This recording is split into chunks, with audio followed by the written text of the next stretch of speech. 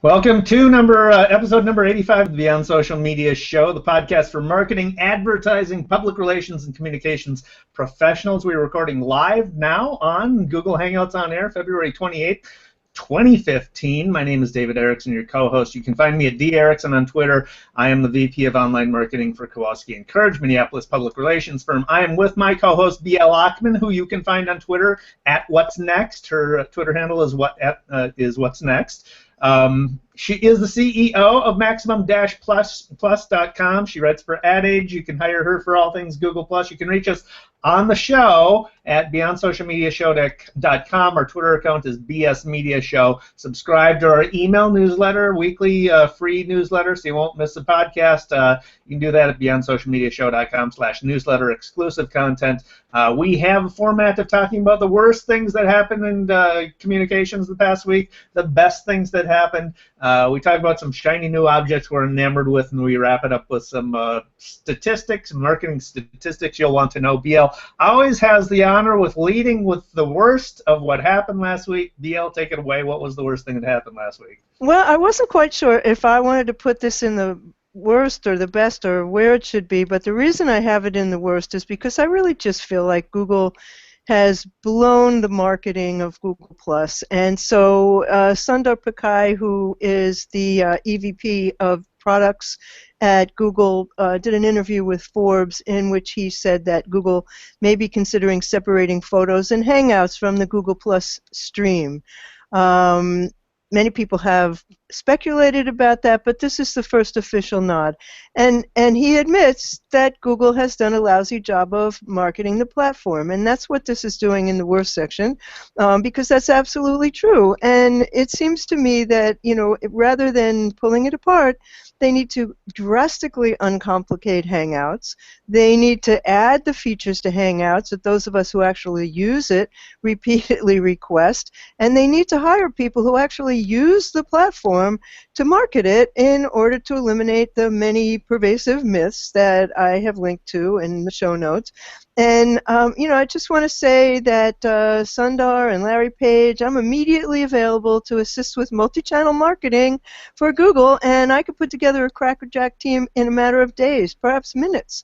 So on Reddit, a Googler wrote on Reddit that the recruitment organization at Google is run by complete and utter morons. Ooh.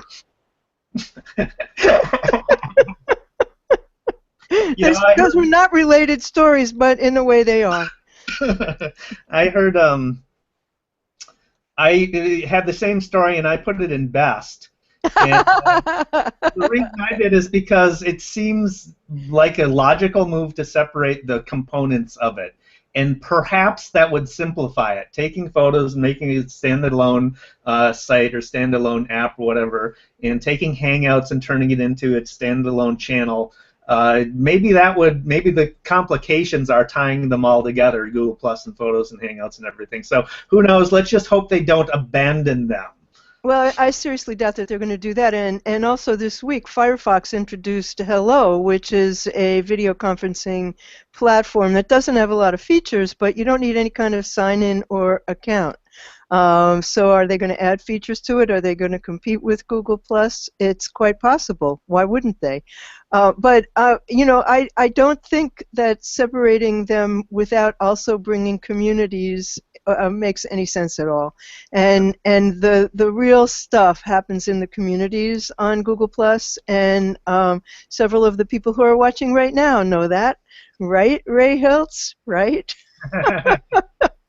So, but you know, it remains to be seen how this is going to play out, and they do have a big event coming up, I believe, this week. So we'll learn more about what's going to happen. And then the other thing that I have in worst is Keith Olberman's idiotic tweets to the Pennsylvania State University students who we're raising money. These kids have raised $100 million to combat children's cancer, and he started berating them and telling them they were at a lousy school and just going on and on and on. And finally, I guess somebody said, they're raising money for a charity, and he, you know, backed off. But so they took him off the air, off ESPN, for like 3 days. Like, this is a slap on the wrist. Given his history, I do not understand why would you ever want Keith Olberman back. Yeah, I didn't really follow that story that closely, but Penn State does have a pretty bad history, getting some pretty bad stuff and cover-ups over there. So I could see him going after it. I think he's probably missing the context, and that's how he got in trouble. So I don't know, be nice. But it's not the first time that he got in trouble. That's the point. He's done and said horrible things to people before. And is a slap on the wrist the answer? And if you are in the public eye in that way, do you not have to pay more attention than that? So Ray Hill says, can I be on your team? It wouldn't be a team without you, Ray. So speaking of social media sort of disasters, a colleague of mine wrote on our agency Success at PR blog on social media competitions. And so you've seen these social media competitions for applying for a job at an agency, right? I have seen those. I don't quite get what that's about. Yeah, so for me, it's a category of bad because it's kind of exploitative by the agency, right? They're getting all kinds of free publicity or free exposure by putting these job applicants or intern applicants through the hoops of doing whatever their social media competition is. I think it's just, if you're a young person and trying to find a position at an agency, and they're offering this type of social media competition, you need to be careful and go in with your eyes wide open about what you're getting into, because you're creating a permanent record. So what if you do it and you're not very good at it? So you're the loser, right? So I just I think it feels a little icky doing those types of things, because it does seem like you're just sort of doing it for your own publicity purposes rather than trying to find the right candidate. However, it is a good way of weeding out good people from bad people in terms of skill and so. I'm just not sure it should be done publicly. Yeah. I certainly, when I was hiring people, I asked them questions to determine what they knew about social media, because I certainly wasn't going to hire somebody who wasn't active in social media, but I didn't feel like I had to put that on their Facebook page, on the internet, where it will be forever and ever and ever. Nothing goes away. But there's so much good news. We have lots of good news this week, so do you want to switch to that after? Sure. Well, let me tail off on what you just said. Nothing goes away. So I have an example of that, and it's in the good category because several episodes ago I talked about getting a Facebook takedown notice for copyright infringement for a video that I did on Marissa Powell, who is Miss Utah, and she flubbed a question, and it was just, her answer to the question was ridiculous, and it went viral, and she looked stupid, and it's a permanent record, right? So my video was examining the reputational fallout of something like that, and I used a clip from the broadcast of that. Oh, you can't do that. Notice from Nash Entertainment, who said, it was a copyright infringement, and I talked in one of our past episodes of challenging it and going through the process just to see what it was like. I did it. I challenged it on the fair use argument, and lo and behold, I got an email from YouTube saying that they'd relinquished their takedown request, and so apparently they agree with me. So way to go, Dave. That's great. It actually works. Yes, that is the way to go. But some people haven't been that lucky, and what a lot of people have begun to do is to have multiple channels and to using different addresses. I mean, these are not humans who are figuring this stuff out. These are bots for the most part, and the legal issues are ridiculous, and they can take down your channel for 6 months. So it's pretty horrible stuff.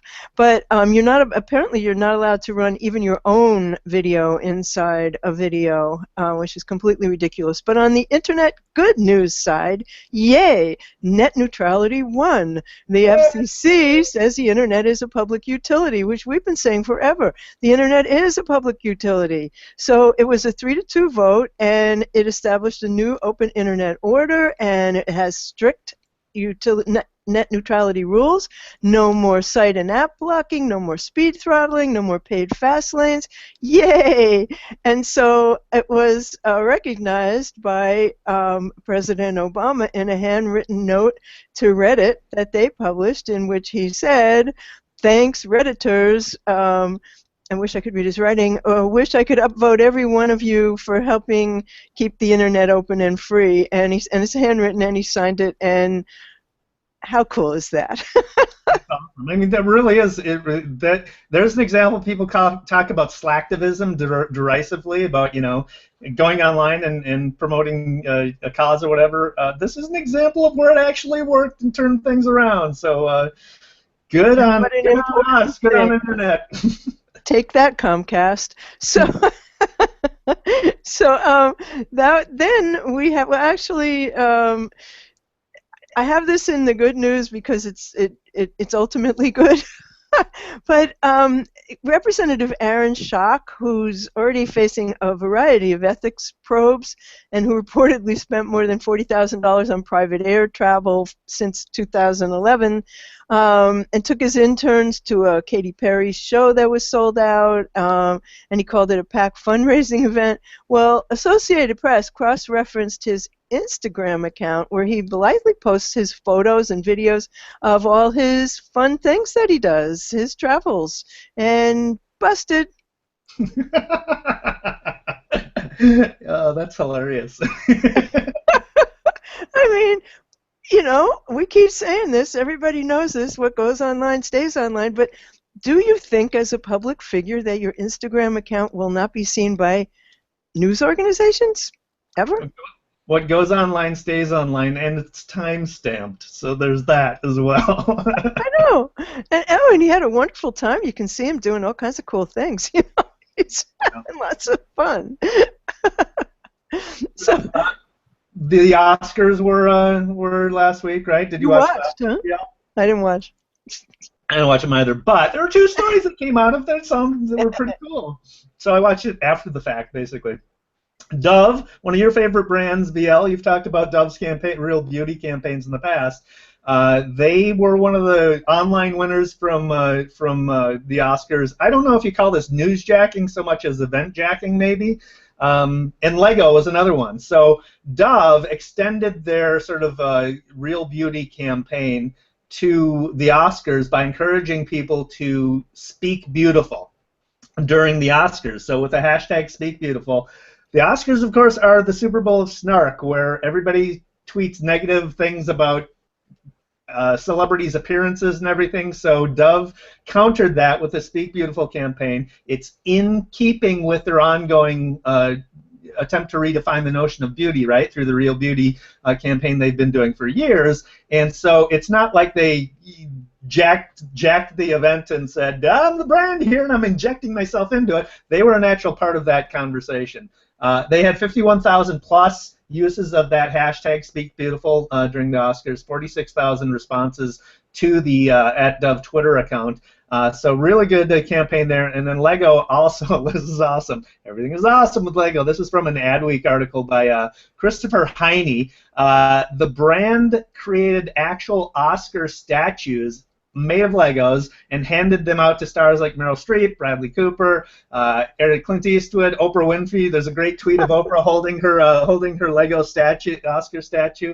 The stars, of course, posed with their Oscars, their Lego Oscars. So there's a lot of photos out of that. Lego received 47,290 mentions on Twitter during the ABC telecast. 45% were positive, 14% negative, but and then Lego, of course, the Lego movie didn't get nominated for anything, so. It should have. Well, speaking of Lego, which, by the way, has a new CMO whose name is Julia Golden, who was previously at Revlon and also at Coca-Cola Japan, Lego settled the dress debate. They had a little Lego people, and they were wearing, one was wearing a white and gold version of the dress, and the other was wearing a black and blue version of the dress. And of course they did it in real time. And when I looked at the BuzzFeed post, which was originally uploaded by somebody named who uses the handle Swicked, and just said, my friends and I are arguing about this dress. And when I looked at it last night, it was approaching 34 million views. And the phenomenon here is that nobody can stand the news. I mean, the news is this bad thing, that bad thing, that bad thing, and that bad thing, and the weather. And so, you give us something ridiculous to focus on, and there you go, we're there. So what's the dress? What's the dress? Where have you been, Dave? This person, are you joking? No, I'm not. I don't know. This person posted a picture and said, my friends and I are debating whether this dress is white and gold or black and blue. And apparently, depending on something that's going on in your brain, you'll either see it as black and blue, which is what I saw, or you'll see it as white and gold. And it's kind of like 50-50 who sees black and blue and the dress is actually black and blue. The actual dress is black and blue, but for some reason, which has been explained by all sorts of, physicists and Photoshop experts and so on. So it lit up Twitter like, gazillions of tweets. It took over your news feed and Facebook too. So then Owen Plotkin used Photoshop and he photoshopped the dress onto himself and he said, "This whole thing?" That's awesome. Well, yeah, I've obviously had my head down in work all week, so I don't know what's wrong with you, Dave. The rest of us were having a great old time. So this is an interesting, just quickly, an interesting story about getting Tumblr being a big traffic driver, which is something that I don't think of Tumblr as, right? So it drew my interest. It's a story on Digiday by John McDermott about how the site mic.com used Tumblr to drive traffic to their site. So Mick is sort of a pop culture / liberal-leaning activist advocacy type of site. They grew from having a few hundred followers on Tumblr to having nearly 100,000. It was started at their new programming editor named Alex Rabinowitz had actually had success himself on Tumblr using his own Tumblr pop culture brain in 2008. He started in college and grew it to nearly 345,000 followers on that, his own personal Tumblr blog. So he took the stuff that he learned on how to grow his audience from his own personal blog and applied it to his new job. He learned on his own by doing, and that sort of we had a young listener ask us for advice recently about how to do it. So rather than how to get into the business, so rather than entering a social media competition, do your own stuff. Create your own blog, figure out how it works, build your own following. This is how you do it. This guy did it. He did it for himself, and he took everything that he learned and applied it to his job. So there you go. Great case study. Well, Tumblr, there are people on Tumblr who have 1 million followers on their blogs, and a lot gets generated there, and it really isn't something to overlook, and there's some fascinating stuff on there, particularly photography. But Nazim says, "I'm a bit fed up with this dress issue, made the first page on the Italian newspapers." Really? Well, it's just what I said. Everybody's just so tired of all the bad news that this was something silly that everybody could just focus on for a few minutes. It'll be gone. There's no reason for it to stick around, but, it was fun. And what's wrong with having fun? But there's another one that I found really absolutely remarkable in terms of how strong this was, and that is, it's called Sweatshop, Deadly Fashion, and a Norwegian reality TV show put 3 fashion bloggers in a Cambodian sweatshop for a month. And the premise is 3 young bloggers, Frida, Ludwig, and Anakin, were put really far outside their comfort zones and challenged to live and work in a sweatshop in Cambodia. And right off the bat, they're exposed to some of the harshest realities that keep the workers there in this vicious cycle of poverty and low wages, insane working hours, horrible living conditions. And the responses that they have are in a series of YouTube videos, and they are horrific conditions, and we don't get to see them. So, and they couldn't take it. I mean, you see them in tears. And the documentary, what I found really fascinating was it led H&M to issue an online denial of sweatshop conditions for their workers, and they said they want to confirm they wish to affirm their commitment to ethical fashion, that they've been there for over 10 years, that they try really hard to make better conditions for their workers, but they had to pay attention to this series. They could not avoid responding to it, and I found that fascinating. Oh, wow. Should we go on to the shiny new stuff? Yeah, we have so much of it. We have a ton of it. Sure. By the way, I mean, I'm so taken with Lego. I mean, I can't get enough Lego. Legos everywhere. So kudos to them. Apple did something this week that's kind of fun. They changed their keyboard and included in what they did was diversity emojis. So now you can have emojis of any nationality, and I thought that was a welcome change. Very cool, very cool. Facebook just recently added a new feature for their ads, and this will be very helpful to people starting out using Facebook. I found this through Search Engine Journal. Matt Southern wrote about it. They're adding relevance scores to their ads. So Google AdWords has always had a relevance algorithm, and now along with your Facebook advertising campaigns, with each individual ad, you'll get a relevance score of 0 to 10, 10 being the most relevant. And the more relevant the ads are, the lower the cost of the ad. So, what a good idea. Yeah, giving people a focal point of how to improve your advertising. So good all around there. That's how Twitter ads work. If nobody pays attention to them, they go away. So that's a good thing. Nazim, no, I have not. He asked if we've heard the news about the American blogger killed in Bangladesh. No, I will certainly go and find out about that. That is horrifying. Okay. I hate to miss news like that. I told you about Hello Firefox. You just go to Firefox and download the latest version, and it comes along. And Ronnie Bincer brought that one to my attention. Thank you for that, Ronnie. I also see that Snapchat is now letting you record video and play music at the same time, which allows you to cover a party or to cover an event with Snapchat in ways that you couldn't do before. Although TechCrunch does say that you have to yell if you want to be heard, but that's okay. You have to yell at a party. Cool. I found a really cool tool and useful tool. This was mentioned by Christopher Penn on the Social Media Examiner podcast. I follow Christopher Penn's podcast as well. He's really good. I always come away with something great from him. It's Google Analytics Spreadsheet add-on. Now, I knew about this, but I hadn't played around with it yet.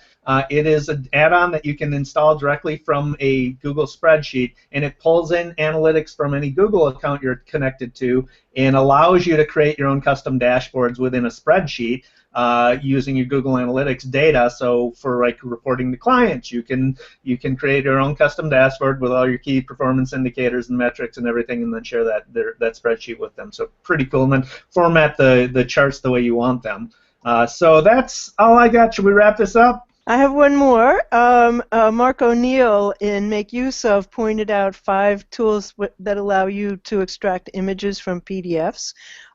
Interesting bunch of tools, most of which I had not heard of before. So, yes, we can wrap this up with the daily numbers. Dave, take it away. Very quickly, we've got average monthly mobile app opens. This is from Localytics, which is a firm that provides analytics for mobile apps. Nearly 93% of U.S. smartphone users and over 90% of tablet users will install at least one mobile app on their device this year. The average number of monthly app launches each month in 2014 was 10. That's compared with 7 times each month in early 2012. So people are using their apps. They're using them more frequently. So you think about that, your audiences, and whether an app is in your future.